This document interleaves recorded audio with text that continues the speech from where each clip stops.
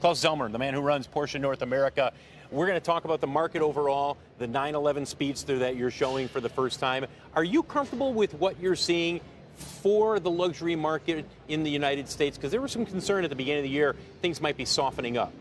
I think things are actually softening up, but we can't complain. We just had our 7th consecutive year of records, concluding 2018, 2019, the first quarter. We're ahead of the previous year, first quarter, by 7.7%.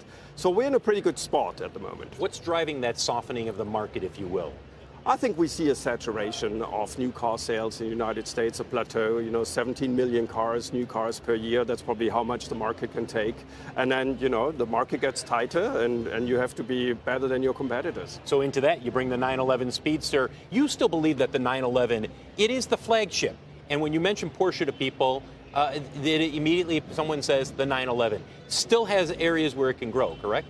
Yeah, absolutely. I mean, if you look at our derivatives of the 911, we have 24 different versions of the 911. We're just adding another one with the Speedster, which goes back into our history of 1950s, where somebody in the United States, here in New York, actually, our first importer, Max Hoffman, said, I need an open-top car, light, that people can take to the racetrack. It has to be nimble, it has to be fast, it has to be superior, but yet less horsepower.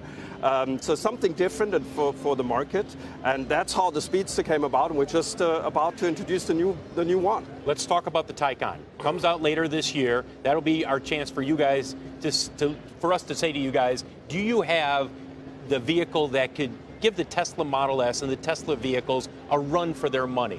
What's your sense in terms of demand there for that TAYCAN?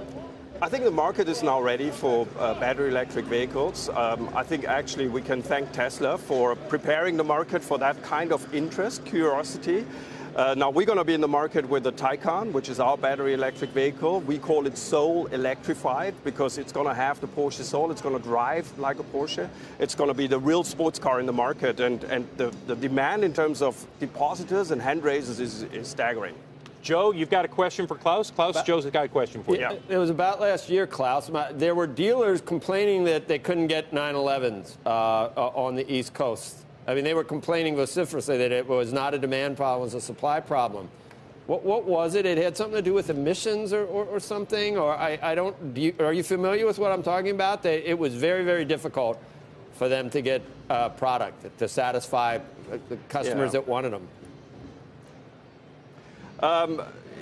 Supply is actually one of our biggest challenges right now because certification has become more complex and more stringent from the authorities. We're adhering to that. And yes, with the 911, currently also with the Macan, we can't get the supply to actually justify or satisfy the demand in the market, but we're working hard on that together with the authorities. Klaus, how worried are you about potential for a 20 or 25% tariff on vehicles imported from Europe? Look, all of yours come from Germany. How much would that hurt sales? It would hurt us, definitely. It would hurt the industry. It would hurt us as a manufacturer, other manufacturers importing cars from Europe, and it would hurt dealers here in the United States. They employ 6,000 people working on Porsches every day here in the United States. So yes, we'd be hit hard, but I think Europe and the United States have to talk. And we have to find a solution for that. When you say hit hard, are you looking at 10%, 20%? Back of the envelope when you say this is how much in sales we would lose?